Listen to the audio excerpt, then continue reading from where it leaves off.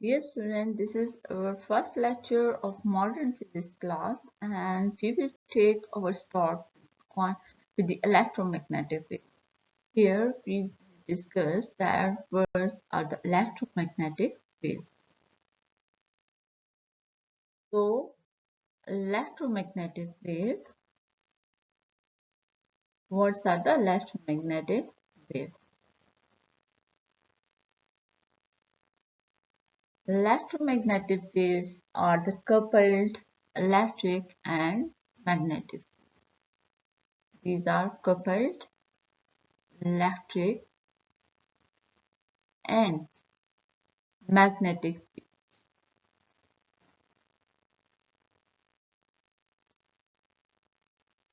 As here name indicate electromagnetic. Electro means electric and magnetic. So these are the coupled electric and magnetic fields that move with the speed of light. The speed of light.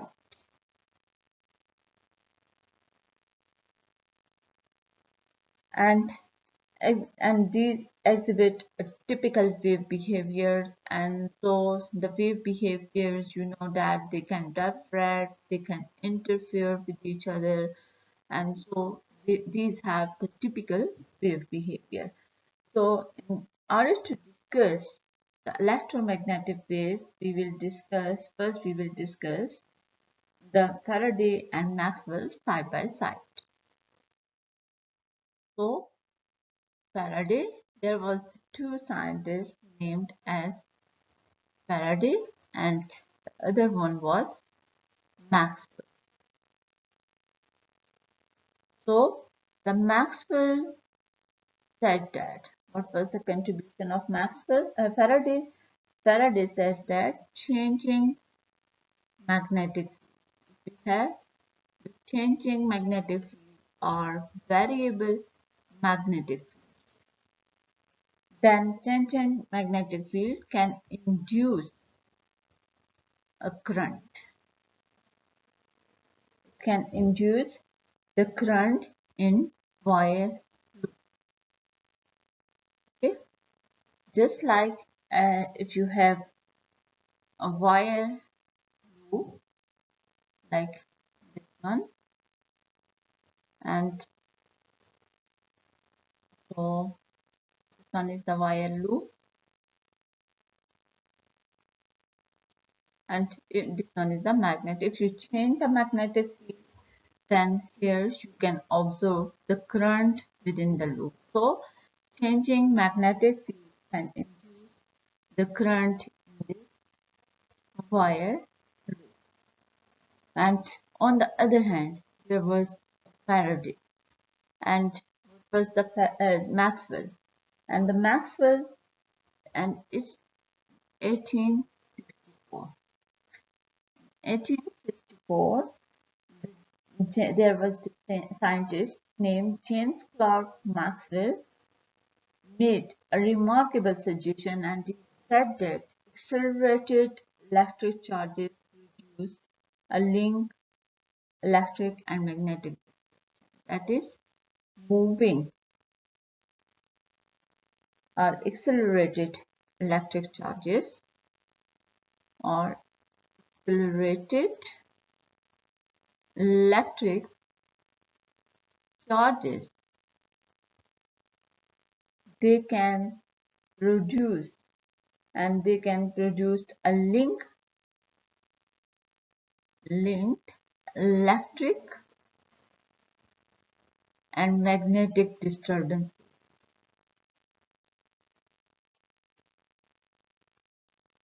Okay,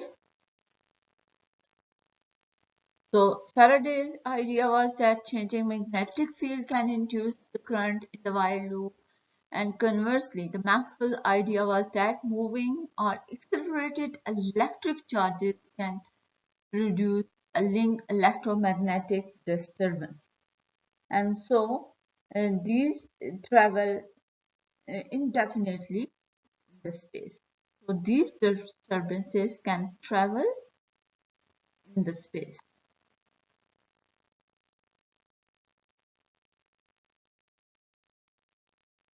Moreover, Maxwell said that if these charges oscillate periodically, charges oscillate periodically, then what will happen? So these periodically oscillating charges, they will produce a wave. They become the wave. These disturbances travel perpendicular to each other and to the direction of propagation. It's just like this one. So here, this one is the direction of propagation. Here, like we have the waves, and we can represent the electric and magnetic field component like this one. These are the electric field component, and these are the perpendicular magnetic field component. And so these are the electric components, and these are the electric, and these are the magnetic components. So these waves travel like this other this one, and that is electric and magnetic fields. These are perpendicular to each other. These are perpendicular to each other and also perpendicular to the direction of propagation.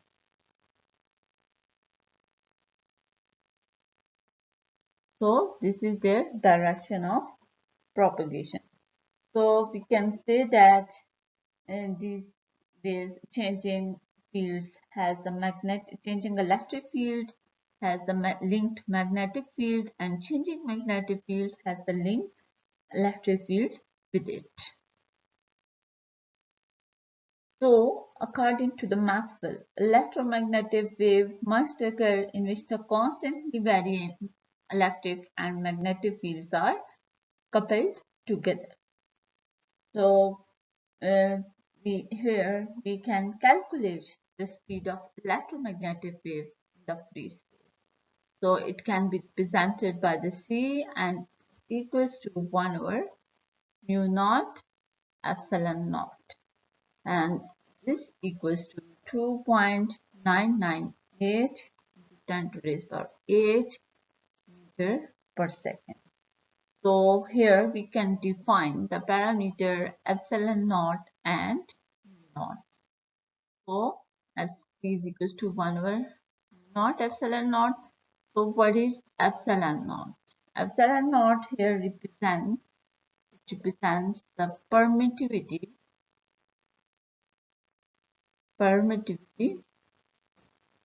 of free space.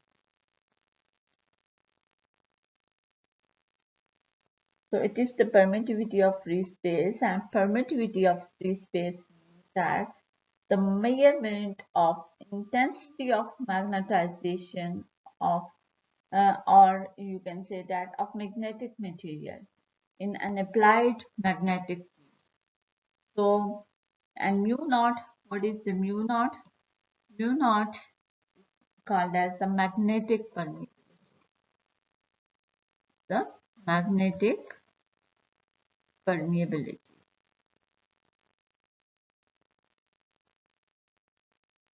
And here we have another term which is called as the mu, and we can define the mu as the ability of the ability of material to permit the flow of magnetic flux, to permit the flow of magnetic flux. Okay, so through itself, this is called as the magnetic permeability. So this term is called as magnetic permeability. And so here we have the mu naught, which is the permeability of free space. It's a permeability of free space. And So we can write here another term UR, the relative permeability of medium. The relative permeability of medium. So we can write the mu is equals to mu naught into mu r. And so here we can define the mu naught will be equal to mu divided by r. And in the same way, we can calculate the epsilon naught, as we know well about the Coulomb's law, and it equals to Q1 Q2 divided by 4 pi epsilon naught r square. And here K is equals to, which is the constant, Coulomb constant, and is equals to 4 pi epsilon naught. So we can find the value of epsilon naught from here, and it will be equals to epsilon naught will be equals to 1 over 4 pi k, and its value is equals to, calculated value is 8.85 into 10 to the raised by minus 12 coulomb per Newton meter square. So here now we know about the epsilon naught, which is the permittivity of the free space, and we also know about the mu naught, which is also the magnetic permittivity of the free space. So this epsilon naught part is related to the elective permittivity, and mu naught is related to the magnetic permeability of the free space, and this is the permittivity of the free space. And so now, so the speed of the light, which is equals to 1 over mu naught epsilon naught, and this will be equals to 2.998 into 10 to the raised power 8 meter per second, which is equals to the speed of light. Equals to the speed of light. So now we can also prove the existence of electromagnetic wave with the help of an experiment. So here, what is the experiment? Experiment was performed by the most famous German physicist, and his name was Heinrich Hertz. And it is also known as the famous Hertz experiment. So Hertz generated the electromagnetic wave by applying an alternating current to the air gap between the two metal balls. So how he produced the electromagnetic waves? Applying the electric current, alternating electric current to an air gap between two metallic balls. Okay, so experimental setup was like that. So here we have a loop with the two metallic ball, and the same loop here we have another loop with the air gap. These are the metallic ball, and this one is the air gap. So this one is the receiver loop, and here we produce the electromagnetic waves by applying an alternating current. So whenever we apply the electric current, and whenever it reaches at its peak values, here we will see a pulse. And here we see a pulse, and after a moment, we see a pulse here. At the same time, we see a pulse here. So it means that width of this gap is was adjusted that whenever a pulse or spark occurs, each time the current reaches at its peak value. Here, whenever the current reaches peak value, here we will see a spark. Okay, a while loop. So here a small gap. So this receiver loop will also, we will also see a spark here.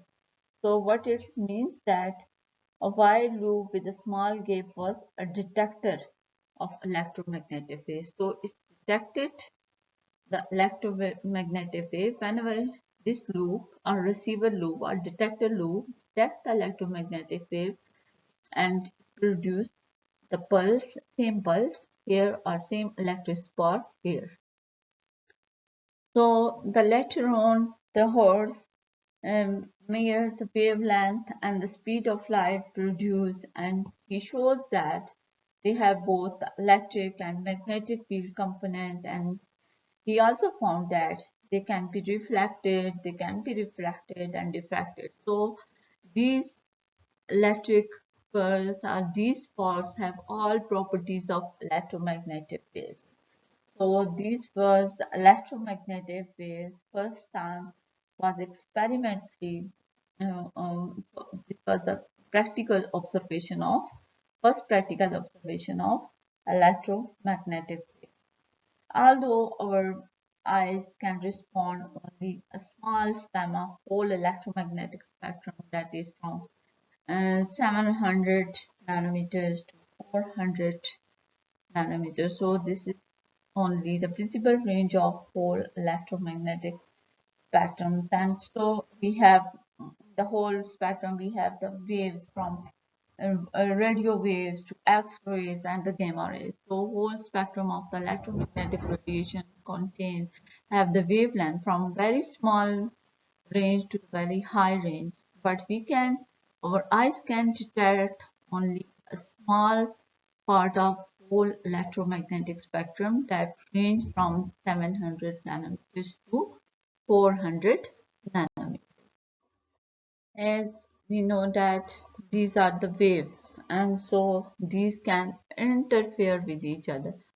So the interference of electromagnetic wave, interference of light or electromagnetic wave. So let's suppose here we have the two waves. One is the wave 1, and then we have another wave. And so when two in phase wave interfere with each other, we have the resultant wave of larger amplitude. So here we have constructive interference of light. So this type of interference is called as constructive interference when two in phase wave. In phase wave means that we have the shape of wave like this one, that crest on the crest and trough on the trough, and so this in phase wave when interfere with each other, we have the resultant wave of larger amplitude, and this is called as constructive interference. In the same wave, when the two waves uh, like this one is the wave 1 and this one is the wave 2, these two waves are out of phase. So these are out of phase. Two waves interfere with each other, then resultant there will be no wave. So this kind of interference is called as destructive interference. So this is destructive interference. So, and we have another experiment on the interference of light, and that most famous experiment. So this experiment was performed by the Thomas Young. Here I will give you a short description of the Thomas Young experiment. Later on we will discuss it with detail. And so in 1801, Thomas Young he and so he used the two slit that was illuminated by the monochromatic light, and this one is the slit 1, one is the slit 2. Here we have the source of light. So this source of light, monochromatic light, when light falls on the slits. So when light falls on the slit, and this here we have a photosensitive screen, and here we can record the event. So when the waves interfere with each other after passing through the slit, these waves will interfere with each other. So when these waves interfere with each other, here we have the different type of interference like this one. And so we will see a dark and bright fringes. There will be a constructive interference and there will be a destructive interference. Constructive interference, we have a bright line, and for the destructive interference, we have a dark line. So there will be a alternative dark and bright fringes on the photographic plate, and so this means that there was the interference when both slits are open. When light passed through both the slits, later on we will discuss that what happened when light passed through only one slit. We have a separate lecture on double slit experiment. For the time being, we will discuss only the interference when both slits are open. So this means that when these two waves interfere in the different ways, so it depends on the path difference. So whenever path difference differ by odd number of wavelength of wavelength, like this one, lambda by 2, 3 lambda by 2, and up to 5 lambda by 2, then such interference will be a destructive interference. Resultant interference will be a destructive, and we will get a dark fringe on the photographic screen.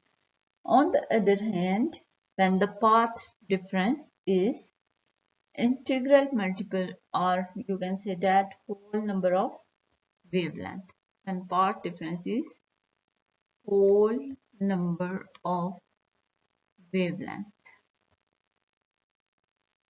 Like you can see that it's like the lambda, 2 lambda, 3 lambda, then you will get a constructive interference, and resultant will be a bright line. Resultant will be a bright line on the screen. So in the intermediate places between the dark and bright line, you have the partial interference. So light intensity on the screen varies gradually between the dark and bright fringes. So, and these were the different experiments of the interference and diffraction of light, or on the wave behavior of light, that whole wave behave like a light behave like a wave. Thanks for watching. For more videos, please subscribe our channel.